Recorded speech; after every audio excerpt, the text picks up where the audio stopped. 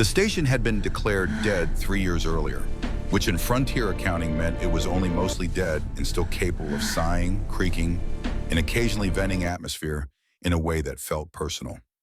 Thane Bridger drifted through its service ring with magnetic boots clicking too loudly for comfort, the sound echoing like the place was keeping score. His scanner chirped half-heartedly, finding nothing worth selling, nothing worth saving. He told it to lower its standards. It ignored him. Most machines did. Station Advent had been American once, back when that still meant something out here beyond the belt. Now it was just another corpse floating in the dark, stripped down to bones and bad memories.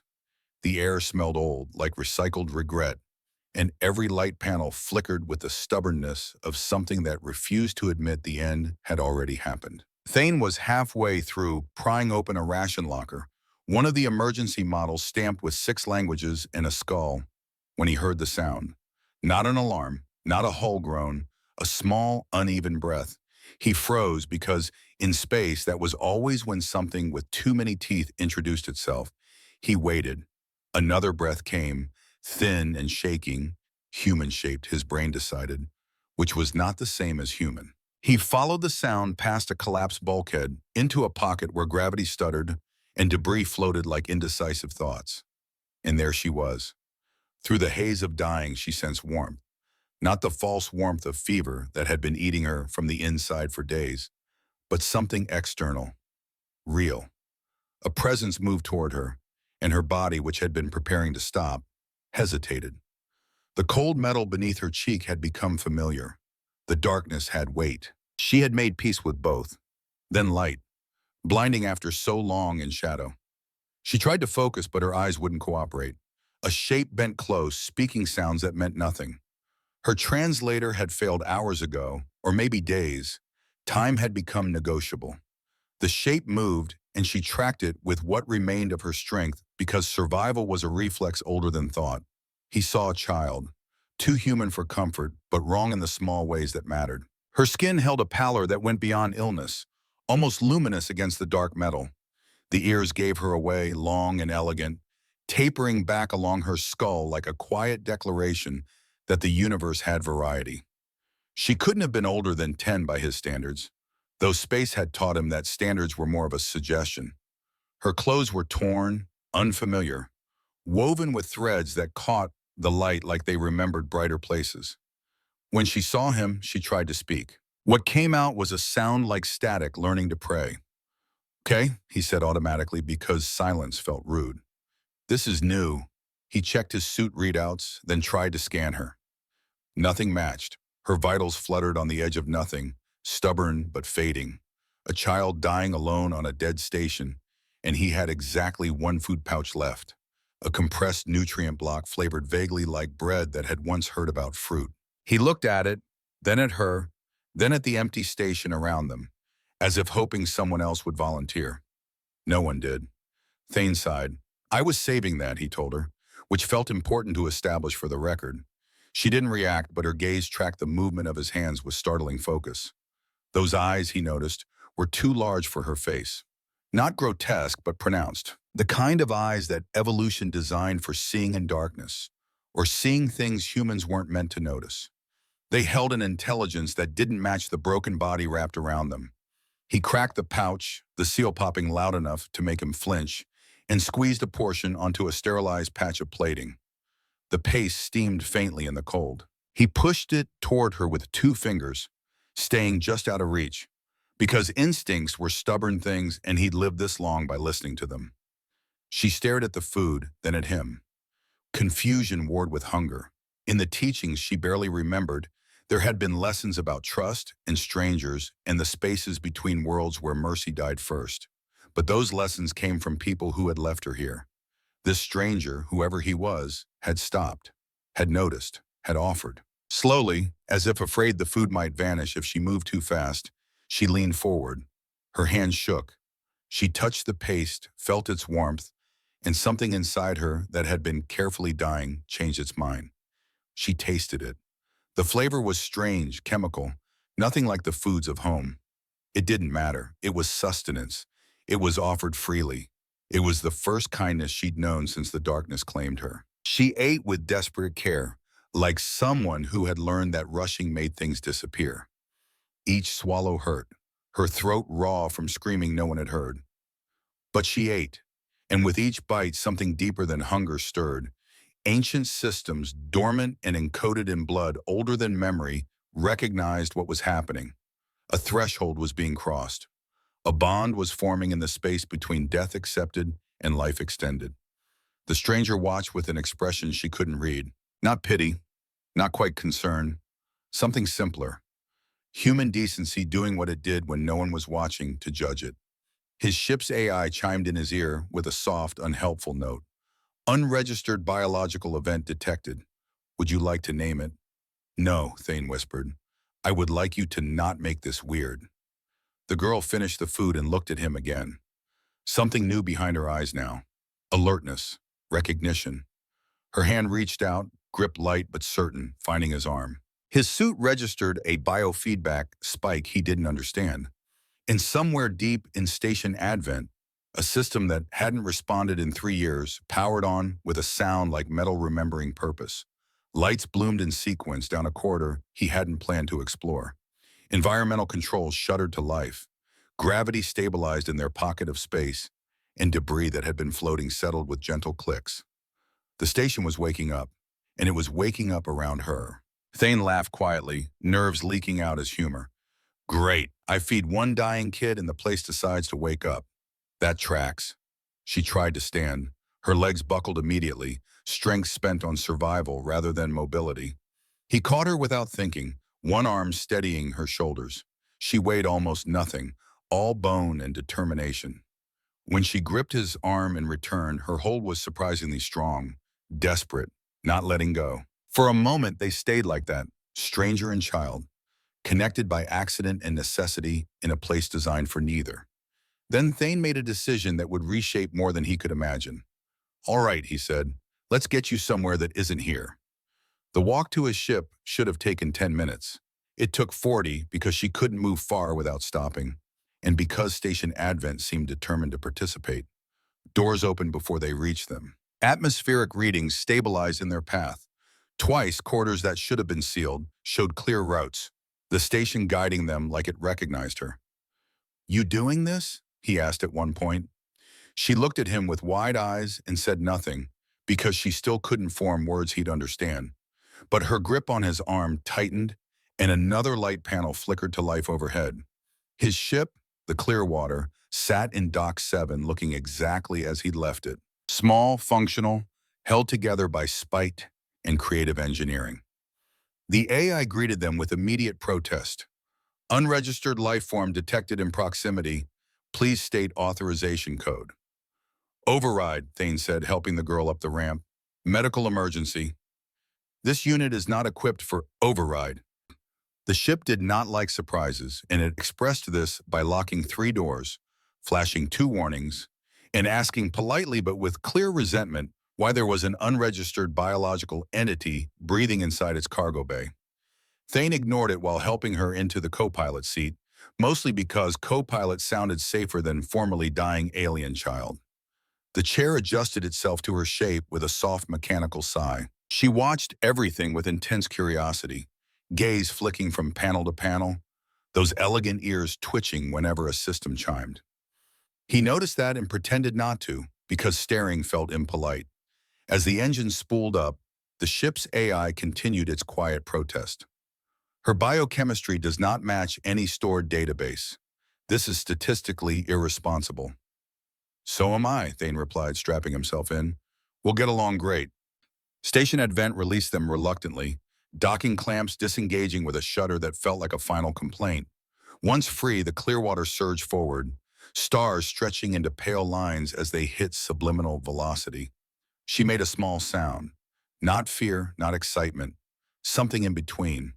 Wonder, maybe, or the recognition of something forgotten. Her hand found his sleeve with the same certainty as before. He glanced at her, then back to the viewport.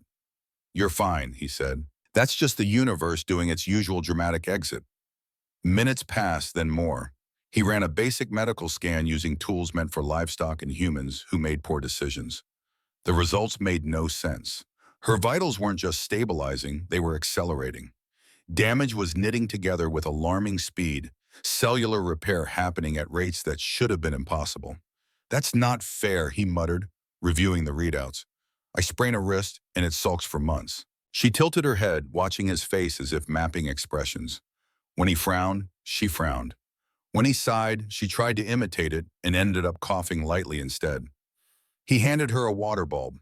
She inspected it suspiciously, squeezed it too hard, and splashed both of them. For a heartbeat, Thane stared at the mess. Water droplets floated between them in the low gravity, catching light. Then he laughed, the sound surprising them both. It was absurd, all of it. Finding a dying child on a dead station, feeding her his last meal, watching her wake up systems that shouldn't work, and now getting soaked because she'd never seen a water bulb before. Her eyes widened. Then she laughed too, high and uneven, like someone learning the shape of joy by tracing it. The sound filled the small cockpit, and for a moment the universe felt less hostile. The ship chimed again, tone different this time. "Imprint markers detected in biological sample. Xenological protocols suggest—" "Stop saying things like that," Thane told it. "You're going to give me a complex." She slept soon after, curled in the chair that had molded itself around her small frame. In sleep, she looked even younger. Fragile.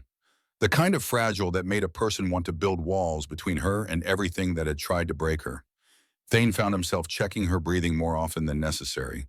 While she rested, he tried to make sense of what he'd found. The ship's database had nothing on her species.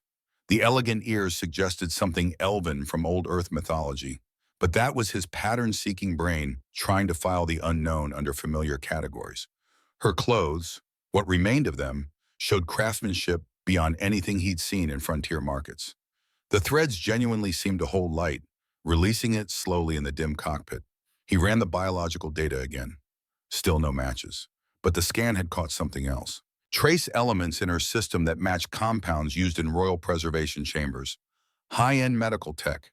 The kind that said wealth, power, and people who didn't lose children on abandoned stations by accident. "Who left you there?" he asked the sleeping girl. "And why?" The ship's long-range sensors lit up with new contacts. Alien signatures, old and powerful. They'd been searching, and now they'd found something. Thane cursed softly, already calculating routes. Whoever she was, someone was looking for her. And people with that kind of scanning capability usually had firepower to match. He should run. Every survival instinct he'd honed over 15 years of frontier living screamed the same thing. Drop her at the nearest station, file a report, let someone else handle royal children and the complications they brought. He'd done his part, fed her, got her safe, conscience clear. But he looked at her again, at the small form breathing steadily in sleep, and knew he couldn't. Something about the desperate certainty in her eyes when she'd reach for him. The trust offered by someone who had every reason to trust nothing. "You're going to be trouble," he told her quietly. "I can already tell." She stirred at the sound of his voice, eyes opening instantly. Not groggy, not confused, awake and aware. She looked at him, then at the sensor display showing incoming signatures, and something remarkable happened. Calm settled over her features like a decision already made. She sat up straighter, posture shifting in a way that seemed too old for her body. She pointed at the screen, then at herself, then placed her hand over her chest, fingers splayed solemn. He raised an eyebrow. "That's flattering, but you don't even know my name." She smiled anyway, small and certain, and leaned back into the seat utterly unafraid. Whatever was coming had been expected. She'd already chosen which side of it she'd face from. Outside, the stars rearranged themselves as the clear water altered course, pulled forward by momentum, curiosity, and a kindness that had already gone far beyond its original intent. Thane woke 6 hours later into the quiet hum of the ship cycling from night mode. He'd slept in the captain's chair, which his back was now complaining about with detailed enthusiasm. The cockpit lights were at dawn setting, soft amber that didn't quite reach the corners. The co-pilot seat was no longer empty, but it was also no longer occupied by a small, fragile figure. She sat upright, legs folded with unfamiliar grace, and she had changed. Not dramatically, not into something other, but unmistakably, impossibly. She was older. no longer 10. She looked 15 now, maybe 16, body catching up to what it was meant to be. Her frame had filled out slightly, the sharp angles of starvation replaced by the lean strength of adolescence. Her face had lengthened, features settling into proportions that spoke of someone still becoming, still human-shaped, still pale and expressive, still marked by those elegant ears, but no longer a child pretending not to be afraid. She wore the same torn clothes, but they fit differently now, strained across shoulders that hadn't existed hours ago. Thane stared. She stared back, expression unreadable. The ship, traitor that it was, chimed cheerfully. Developmental acceleration confirmed. Cellular restructuring at 73% efficiency. Estimated completion in 12 hours. Congratulations on what? Thane asked hoarsely. Becoming a cautionary myth? She studied his face with a seriousness that felt earned, like she'd lived years in the hours he'd slept. Then she smiled, same smile as before, just steadier now, more knowing. She spoke, and this time the translator had something to hold on to. Words emerged halting and strange, each one carefully placed. You fed, she said. I lived. Her voice was different, deeper. But it carried the same quality as her eyes, that sense of intelligence watching from behind unfamiliar biology.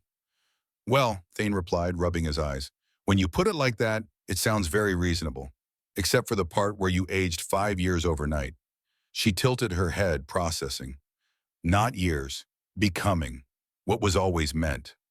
Right, meant, of course. He ran diagnostics on himself, checking for hallucinogens in the air supply. Everything came back normal, which somehow made it worse. You want to explain what's happening, or should I just embrace the weird? She looked down at her hands, flexing fingers that seemed to surprise her. Survival triggers becoming. Was taught this, small, then proper. Fast when needed. She met his eyes again. You gave food when dying. Body recognized, chose to become. Chose to grow up. Chose to survive properly. The way she said it made something click. This wasn't random. This was biological protocol, survival mechanism encoded so deep it bypassed conscious thought. She'd been dying, barely holding on, and her body had been conserving everything for that last struggle.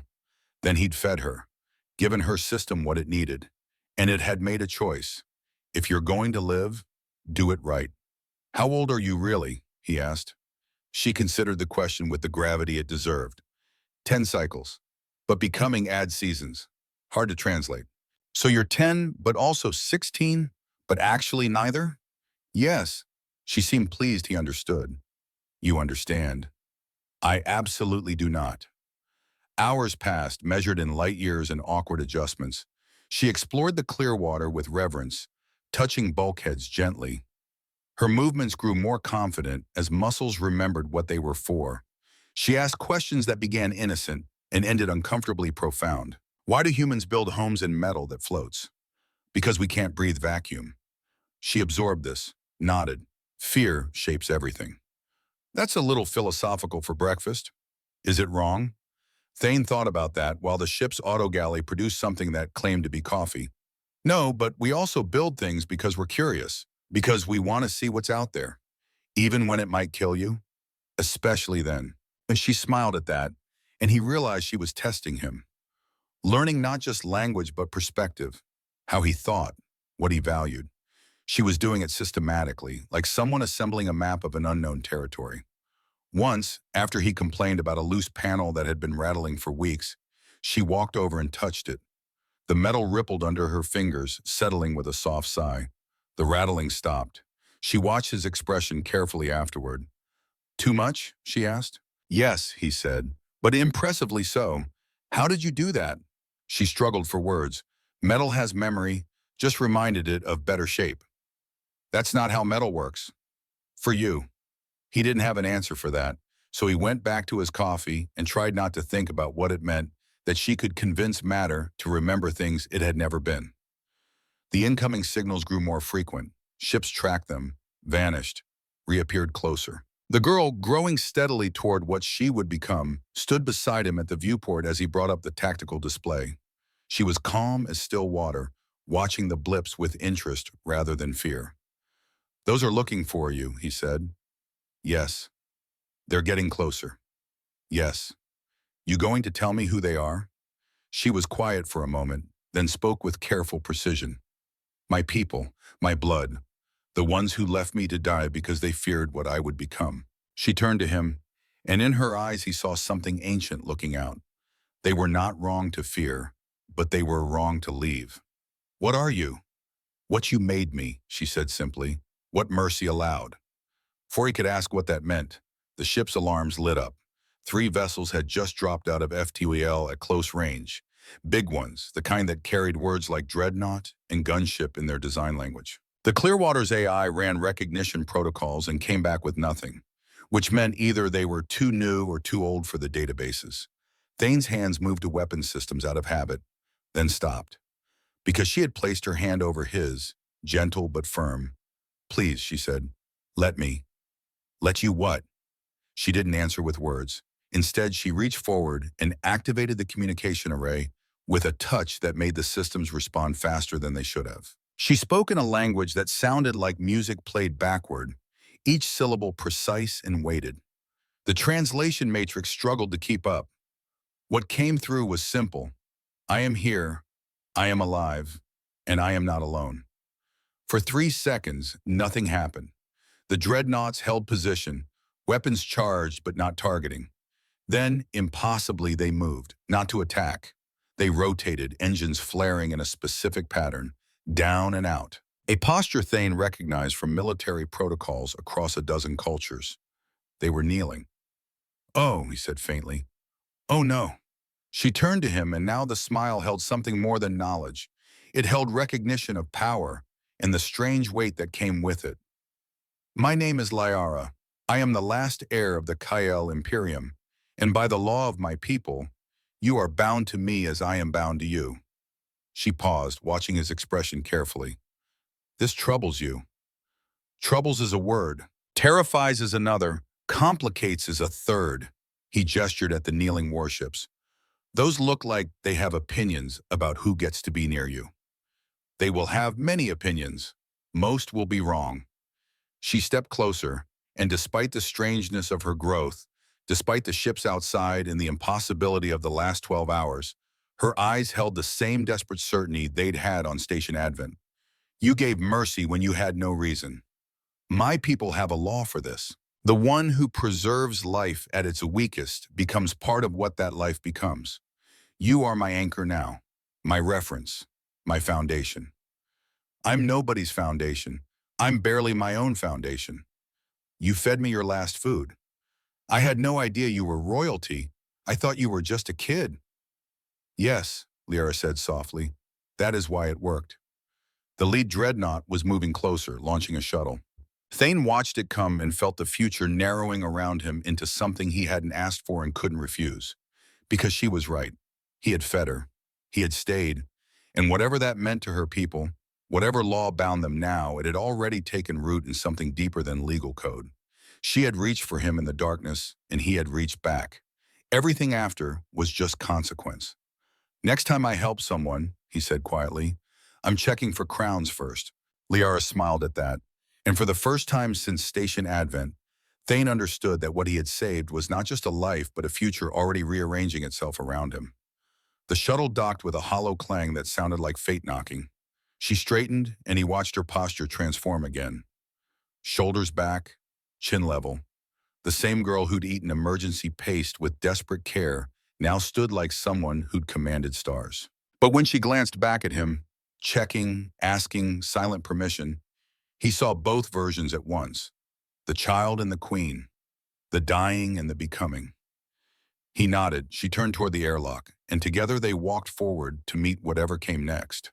The royal vessel swallowed the Clearwater without ceremony, folding it into a hangar vast enough to feel like weather. Gravity adjusted with a polite shudder, stronger than Thane was used to, pulling at his bones in a way that said whoever built this place came from heavier worlds. Lights bloomed in patterns that felt ceremonial rather than practical, tracing symbols along the bulkheads that his eyes couldn't quite focus on. They shifted when he looked directly at them, ancient and deliberate. He stood frozen at the top of the ramp, while armored figures lined the bay in perfect symmetry. 30 of them at least, maybe more in the shadows. Their weapons were angled down, their heads bowed, and it took him a second too long to realize they were bowing to her. Not him, though one or two glanced his way with careful assessment. Liara walked forward with unhurried confidence, every step measured. The air around her seemed to change, growing denser, thrumming with energy fields that responded to her presence like greeting an old friend. She'd grown again during the shuttle transit, he'd noticed. Not dramatically, but enough. 20 now, fully formed. The tattered clothes she wore looked even more incongruous against the formal precision of the warriors, but she carried herself with quiet authority. Thane followed a step behind, hands awkwardly clasped, trying to look like someone who belonged near power, rather than someone who once argued with a vending machine for 30 minutes over correct change. When one of the guards straightened abruptly, he flinched. Liara noticed and murmured, almost amused, "They will not harm you." Then after a pause, "They are more afraid of disappointing me." "That's comforting," he said, in a deeply unsettling way. They were led through corridors that curved organically, walls shifting texture in response to emotion. The ship was alive, he realized, not AI-controlled, actually alive. Biological systems integrated with technology in ways that made his engineering brain hurt. Symbols glowed and faded when Liara passed, responding like cells recognizing their origin. "Your ship is alive," he said. "Yes," she replied. "It listens." "I should apologize to it. I've said things." The ghost of a smile touched her lips. "It forgives easily, unlike some." The central chamber opened before them, vast and circular, with a ceiling that seemed to stretch into impossible distance. Or maybe it was the sky. Thane couldn't tell. Elders waited at the center, tall and severe, wrapped in layers of authority and what he recognized as barely restrained grief. They looked like Liara, the same elegant ears, the same luminous pallor, but older in a way that suggested centuries rather than decades. Their eyes held weight. They spoke in tones that vibrated through bone rather than air, the translator struggling with the formality of it. Words like dynasty and preservation and ancient law. They called her by titles that stacked like constellations, each one heavier than the last. Heir Ascendant, last of the direct line, keeper of the imprint protocols. Memory made flesh. Thane expected her to accept them solemnly, to bow under the weight of expectation. Instead, she raised a hand. Silence fell so hard it felt engineered, like the air itself had been commanded to stop moving. "I am here," she said simply. Clear, unadorned by ceremony. Then she turned slightly, gesturing to Thane with the same casual certainty she'd used to fix his ship's panel. "And so is he." The elder stiffened as one. 12 sets of ancient eyes turned to assess him with varying degrees of horror, confusion, and what might have been fascination. One elder, taller than the rest with markings that suggested rank, glanced at him with visible discomfort. A ripple of unease moved through the chamber, carried on subsonic frequencies that made Thane's teeth ache. He gave a small wave before realizing that was a terrible idea and stopping halfway. His hand hung in the air for a moment of profound regret before he lowered it. Liara continued, voice calm and precise. She spoke of station advent, of hunger, of the moment life could have ended quietly and did not. The chamber listened with the stillness of deep water. Even the walls seemed to lean in, bioluminescent patterns pulsing in rhythm with her words. When she finished, an elder stepped forward. Female, Thane thought, though gender might work differently here. She spoke with the careful pronunciation of someone choosing words like weapons. "Heir Ascendant, we rejoice at your survival. But tradition requires certain separations. The bond of preservation is acknowledged, but proximity to one unbonded may compromise." "No," Liara said. The simplicity of it hung in the air like a blade. The elder blinked, clearly unaccustomed to interruption. "The imprint law is sacred, but it does not mandate." "Tradition failed us," Liara said, and now her voice carried harmonics that made the ship's walls pulse brighter. "You left me on that station. All of you, because you feared what I would become.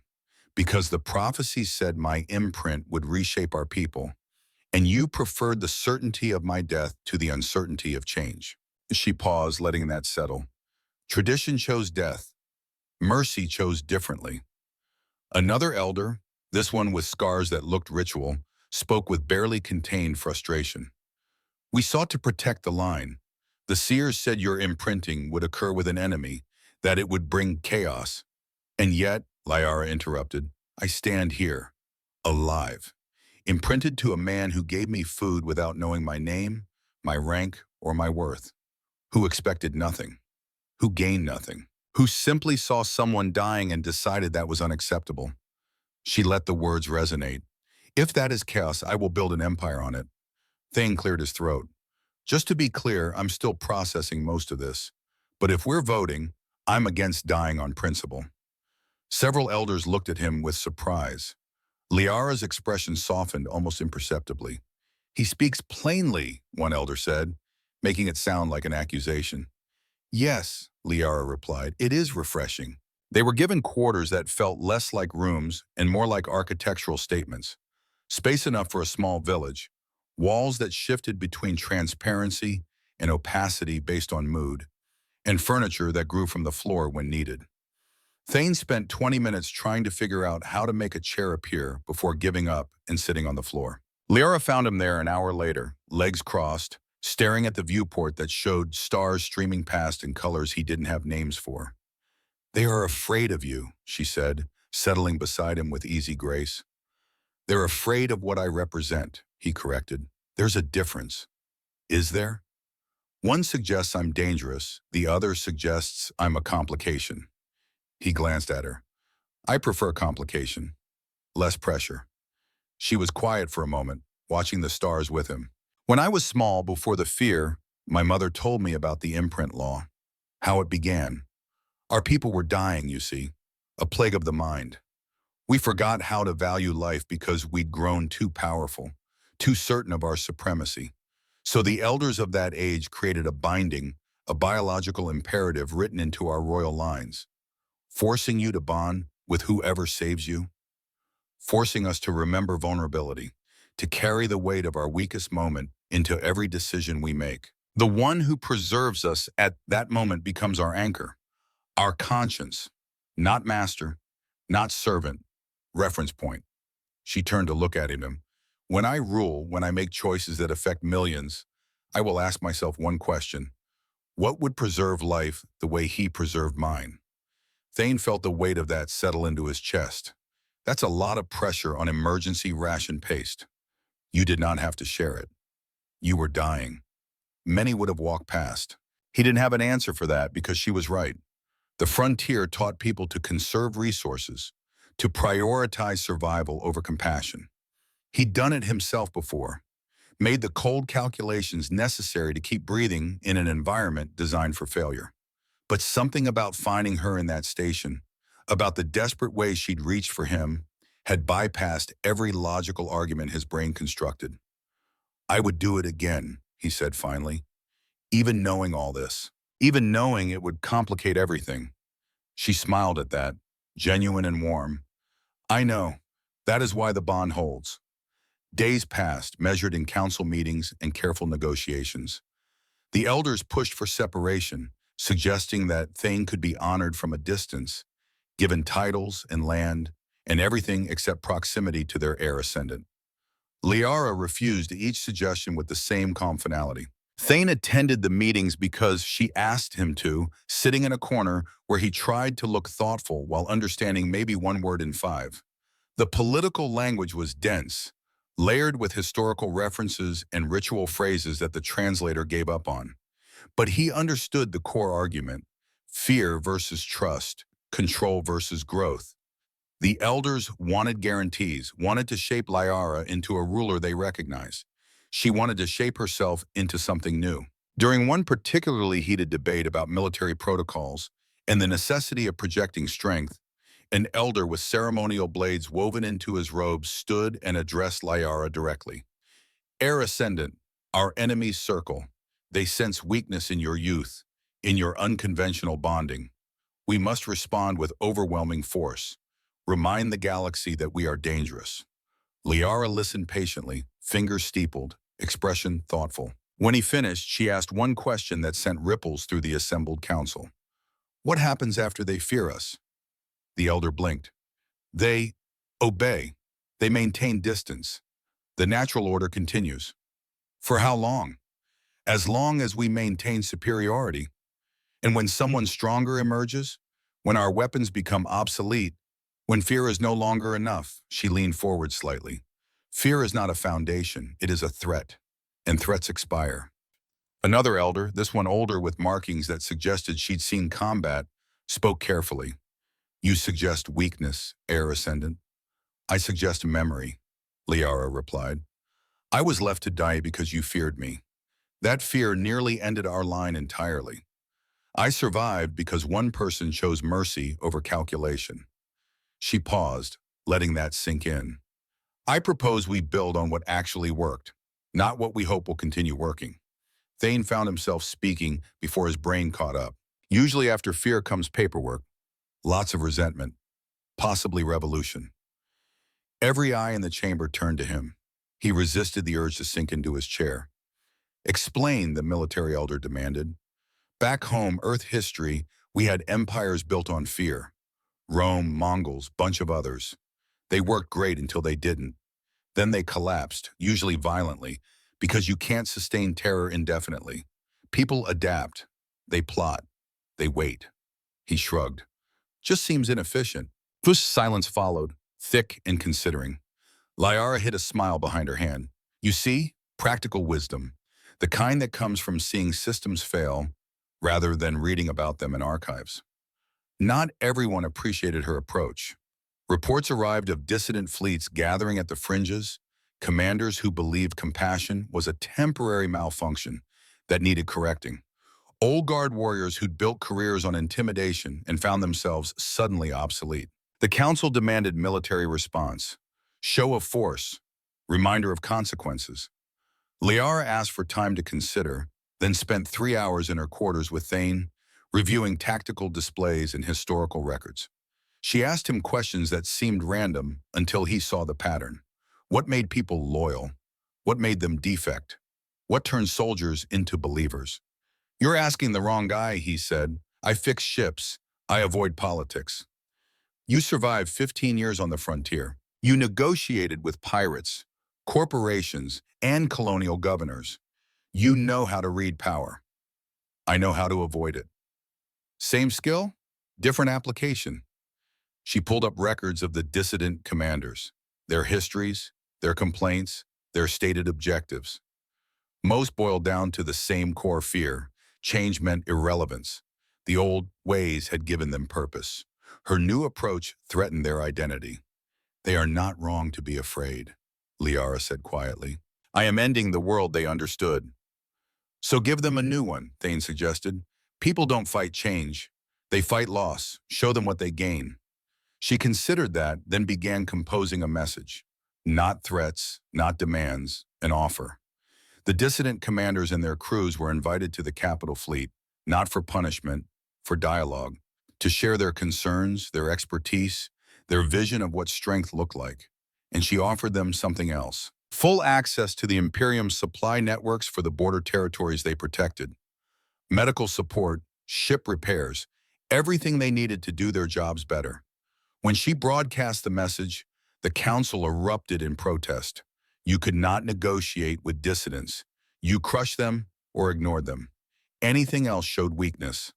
Liara waited for the noise to subside, then spoke with the same calm finality she'd used before. They called me weak when I was dying. They were wrong. They call us weak now. They will be wrong again. Strength is not the ability to destroy. It is the wisdom to preserve. 3 weeks later, the first dissident commander accepted. Then another. Within 2 months, half the rebel fleet had defected back, confused and disarmed by competence, offered freely. The rest hesitated, suspicious, waiting for the trap that never came. The attack came on a Tuesday because apparently the universe had a sense of irony. 3 rival factions, loosely allied under a warlord named Vex Halloran, struck a border system with coordinated precision. 12 colonies, 4 million people. They expected retaliation, wanted it, needed it to justify their existence and recruit more ships to their cause of preserving the old ways. Thane was in the observation deck when the alarm sounded, watching a nebula that looked like frozen fire. Lara found him there minutes later, already dressed in what he assumed was combat formal wear. Armor that looked ceremonial but probably stopped projectiles. "The border system," she said. "They are attacking civilians." "I heard." He turned from the viewport. "Council will want blood." "They already do." She moved to stand beside him, and he could see the tension in her shoulders. This was it, the test. Philosophy against reality, mercy against necessity. "What would you do?" "Me, I'd get the people out first. Worry about revenge later." She nodded slowly, confirming something she already knew. Yes, that is what preservation means. The council meeting was brief and loud. Elders demanded overwhelming response. Orbital bombardment. Make an example that would echo for generations. Show the galaxy what happened when you struck the Kale Imperium. Liara listened to every voice, then spoke with quiet authority that cut through the noise like a blade through water. "We will respond with precision. Our priority is evacuation. Every civilian off-world within 6 hours. Military assets will establish corridors and protect transport ships. Once civilians are clear, we disable enemy fleet and capture their command structure." Alive. Alive? The military elder looked appalled. "They attacked our people." "Yes. And we will show our people that their lives matter more than our pride, that we value preservation over revenge. That strength means having the power to destroy and choosing not to." She paused. "If they see us slaughter an enemy fleet, they learn that violence is our answer. If they see us save 4 million lives while neutralizing a threat without bloodshed, they learn what we actually value. The enemy will call it weakness. Let them. While they debate our weakness, our people will be alive." Thane watched her take command and felt something shift in his understanding. This was not the child he'd fed on Station Advent. This was not even the uncertain heir who'd stood before the council weeks ago. This was someone who'd found her footing and chosen her path. She directed the operation from the command center, Thane beside her because she'd asked him to stay. Not for advice, for presence. The anchor doing what anchors did, holding steady while currents pulled. The tactical display showed everything in real time. KL ships moved with practiced efficiency, establishing evacuation zones around each colony. Transport vessels, hundreds of them, began the careful work of loading millions of frightened people. Halloran's fleet tried to stop them, firing on transports. Liara's response was immediate and precise, jamming algorithms that made his targeting systems fail, broadcasting music instead of firing solutions. The enemy weapons couldn't lock, couldn't track, couldn't fire. "Algorithms that hummed like music," Thane said, remembering her description. "Old trick," Liara replied, hands moving across controls that responded to her touch like extensions of her will. "Jamming usually sounds like chaos. Music is chaos with structure. It confuses weapons designed to filter patterns." Yeah, Halloran's command ship tried to retreat. Liara dispatched boarding teams with specific orders: minimal force, capture alive, treat with dignity. The boarding action took 40 minutes and resulted in 3 minor injuries, all of them treated immediately. When Halloran himself was brought before them via comlink, restrained but unharmed, he looked more confused than angry. "You could have destroyed us," he said. "Yes," Lyra agreed. "You could have made an example that would terrify every system in the sector." "Also yes. Then why didn't you?" She was quiet for a moment, considering the question with the gravity it deserved. "Because I was dying once, left alone because people feared what mercy might cost them. And one person chose differently. He fed me without knowing who I was or what I would become. He simply saw someone who needed help and decided that was enough." She leaned forward slightly. "I am building an imperium on that principle. Preservation over destruction, life over pride. The question is not why I spared you. The question is why you thought death was the only answer."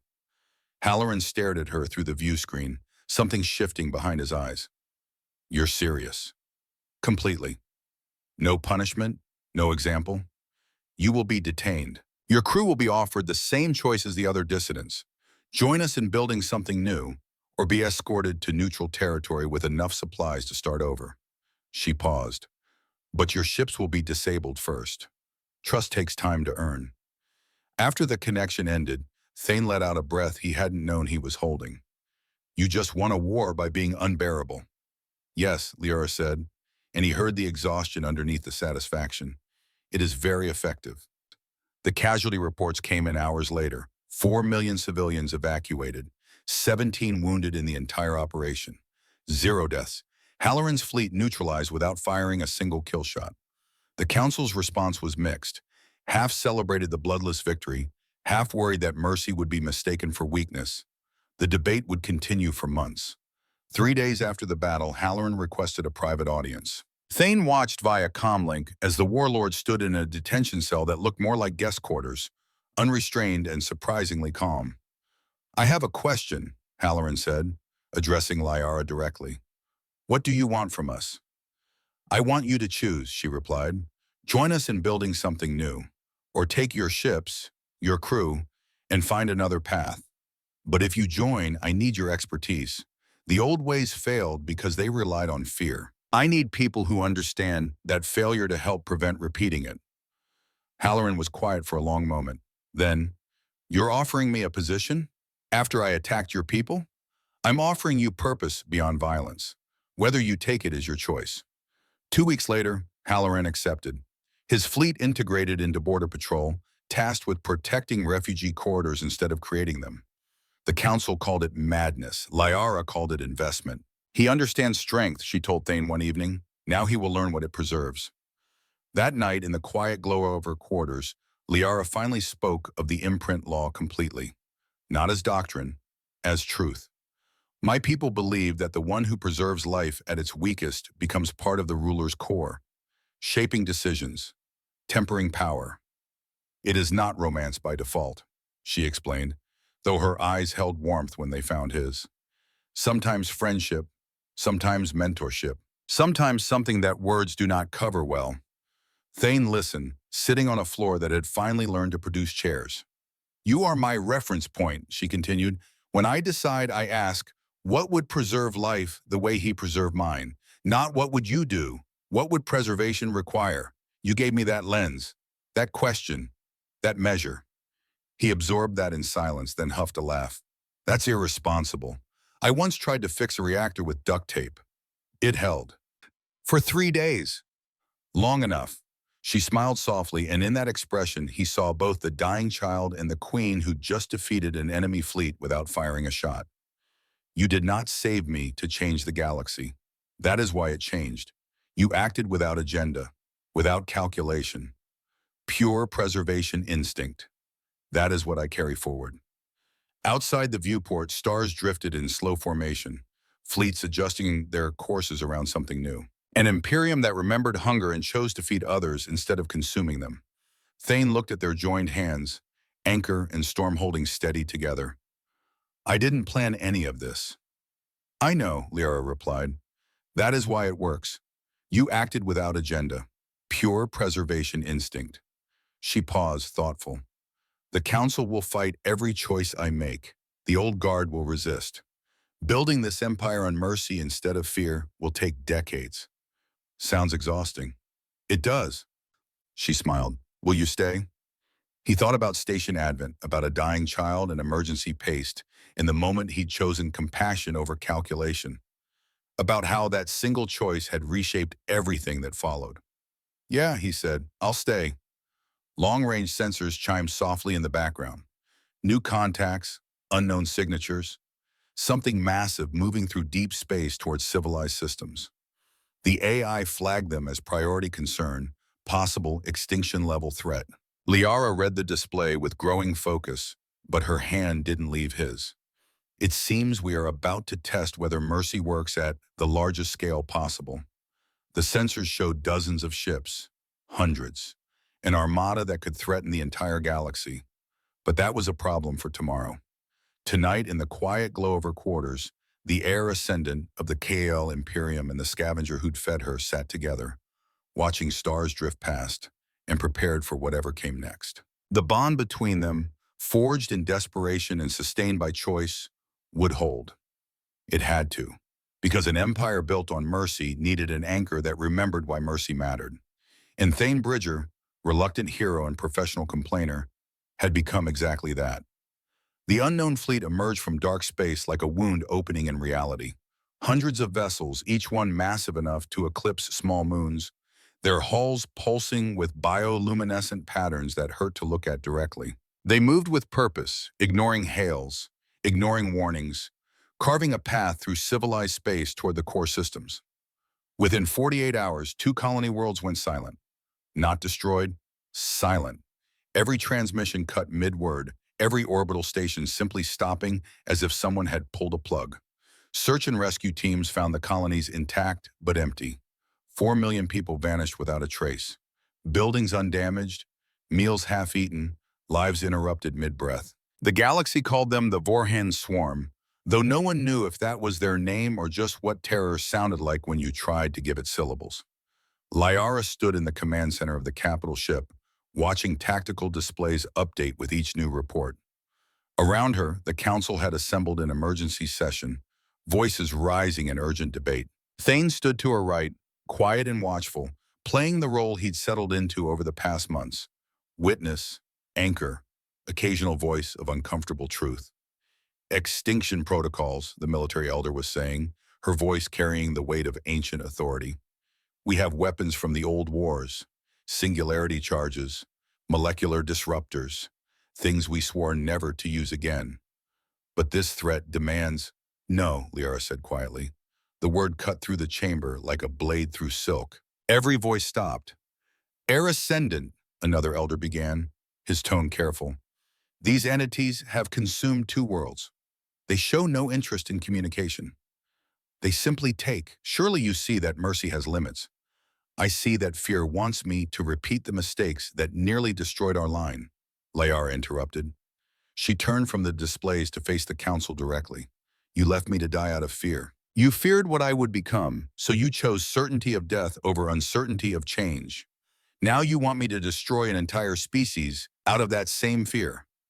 They are not a species, the military elder insisted. They are a plague, a consumption event. There is no negotiating with, how do you know? The question hung in the air, simple and devastating. We have tried to communicate, an elder said. They do not respond.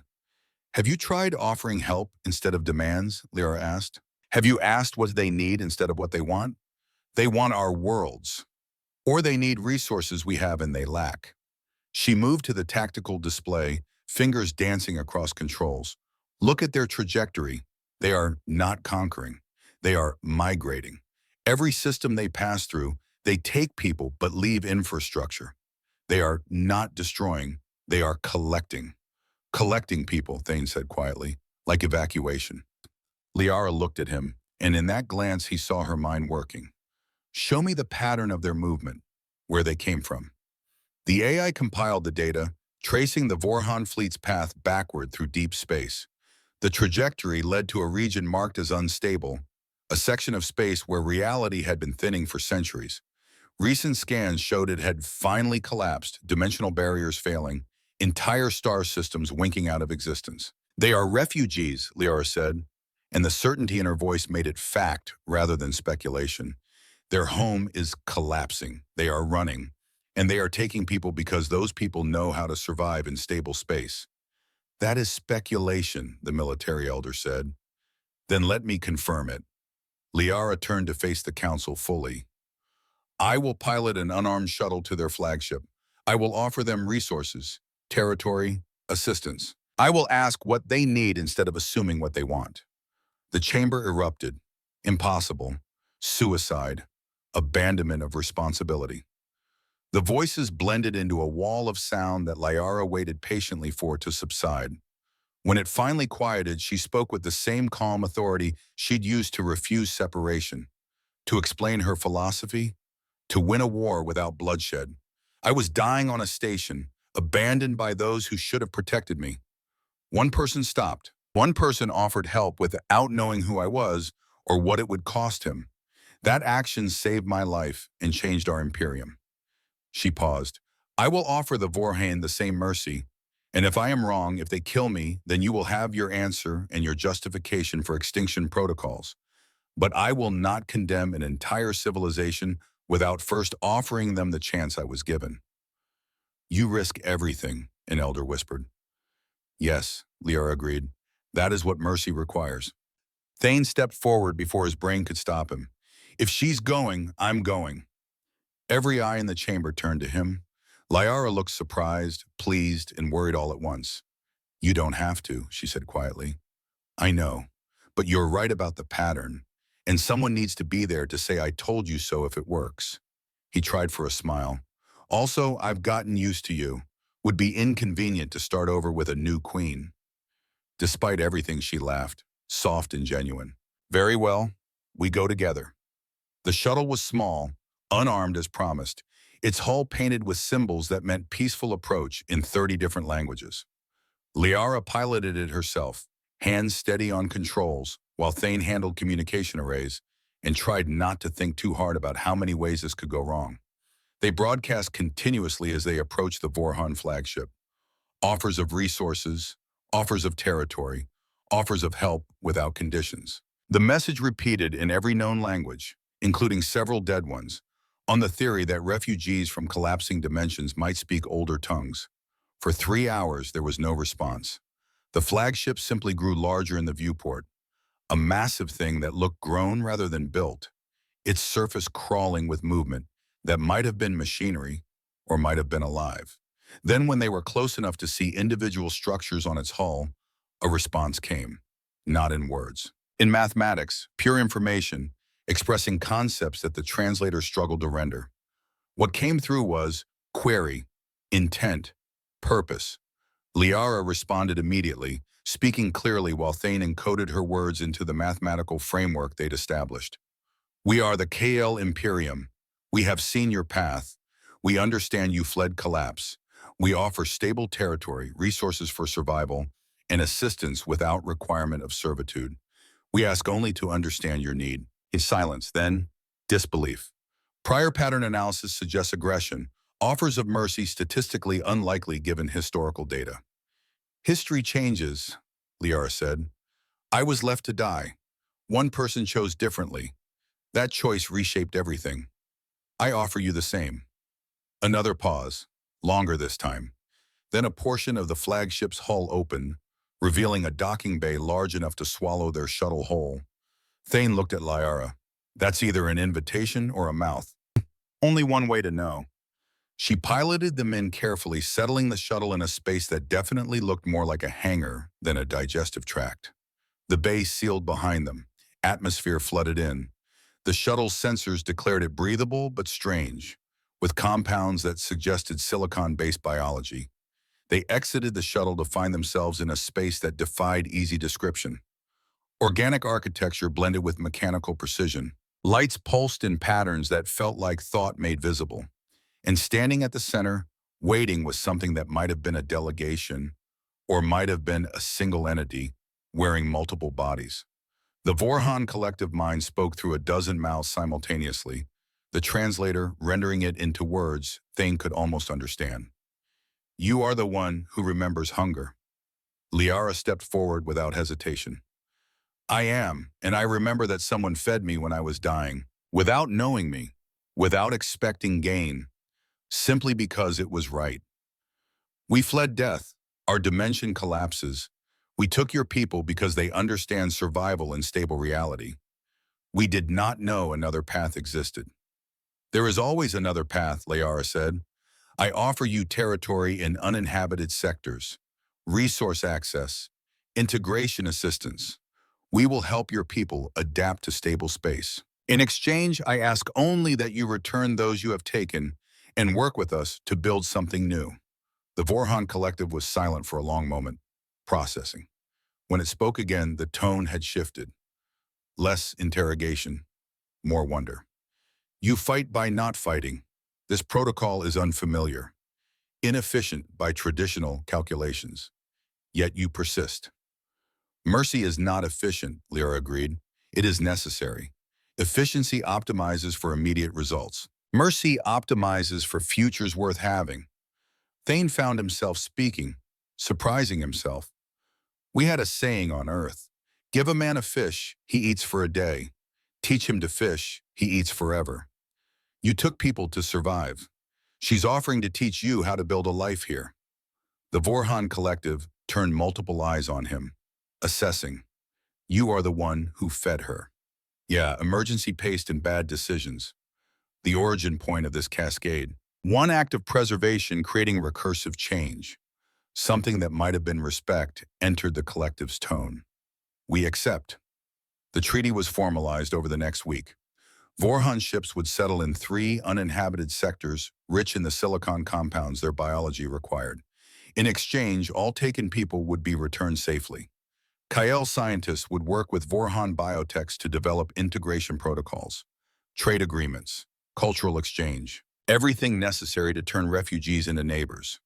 The council watched in disbelief as Liara transformed a potential extinction event into an alliance. Former enemies like Halloran worked alongside Vorhan engineers to establish the new settlements.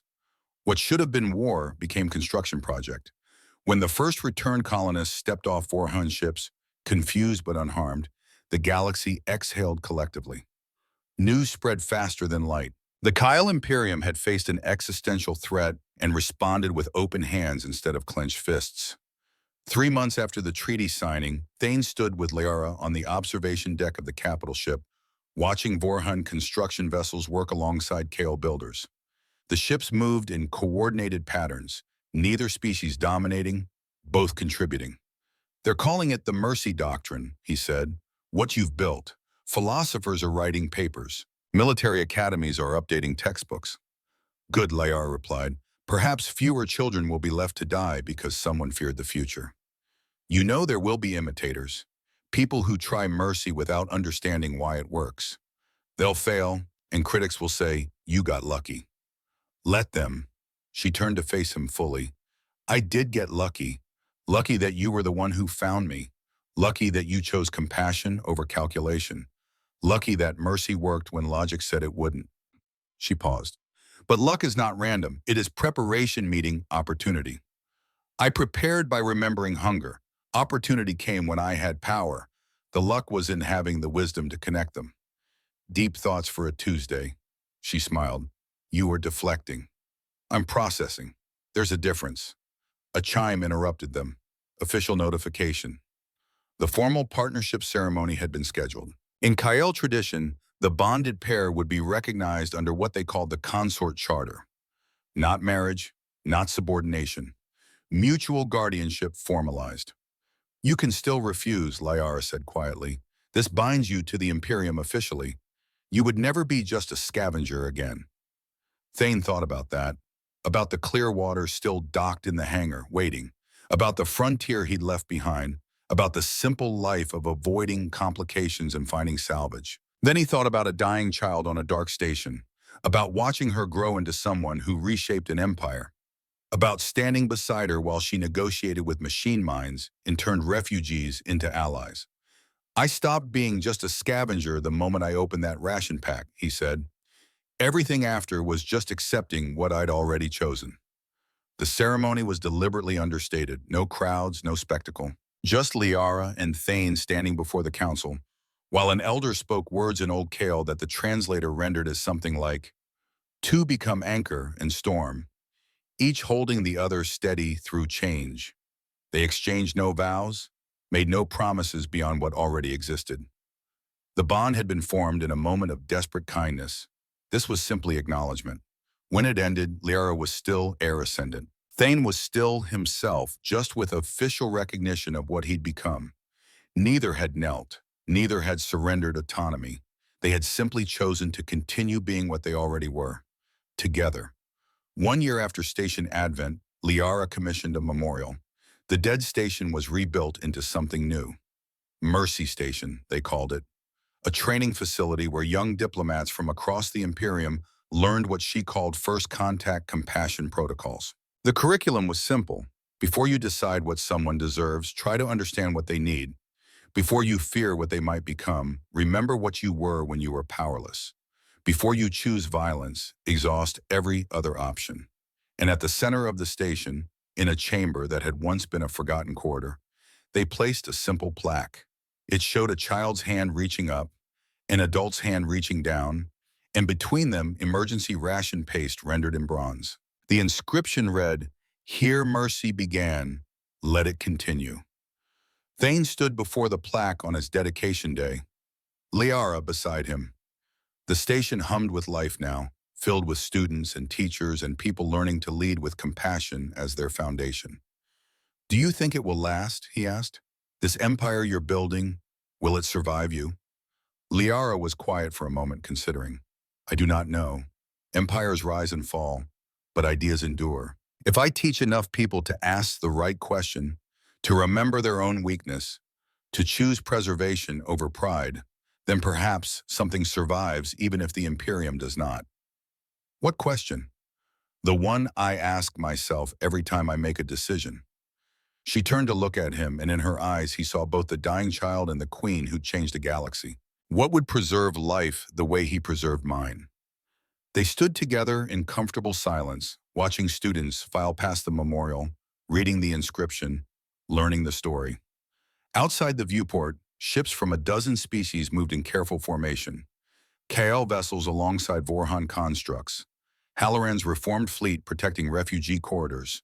Former enemies working toward futures none of them could have imagined alone. That evening, in quarters that had finally learned to produce furniture without complaint, they shared a meal. Simple food, nothing ceremonial, just sustenance and companionship. Liara ate slowly, savoring each bite in a way that suggested she still remembered hunger. Thank you, she said quietly. For what? For stopping, for seeing someone dying and deciding it was unacceptable, for staying when you could have left, for being the kind of person who shares his last meal with a stranger. She paused. For teaching me that power used to preserve is stronger than power used to destroy. Thane was quiet for a long moment. Then, I didn't teach you that. You taught yourself. I just happened to be there when you needed an example. Then thank you for being a good example. I'm really not. I complain constantly. I fix things with inappropriate materials. And I once started a bar fight over a semantic argument about engine specifications. She laughed at that, the sound warm and genuine. Yes? And you also gave a dying child your last food without hesitation. Both things are true. That is what makes you real. Outside their quarters, the galaxy continued its slow rotation. Empires adjusted their strategies. Philosophers debated the mercy doctrine. Military commanders argued over whether compassion was strength or weakness. Young diplomats studied the story of Station Advent and learned to ask better questions. And at the center of it all, connected by a bond formed in desperation and sustained by choice, a scavenger and a queen sat together, eating simple food and prepared for whatever came next. Because mercy, once given freely, creates ripples that never quite stop spreading. And sometimes, if you're very lucky, those ripples reshape everything. Thane looked at Liara across the table. This woman who'd been a dying child, who'd grown into someone who could negotiate with machine minds and transform enemies into allies, who remembered hunger so clearly that she'd built an empire on the principle of feeding others. I still don't understand how this worked, he admitted. How one meal changed everything. It did not change everything, Liara corrected gently. It changed one thing.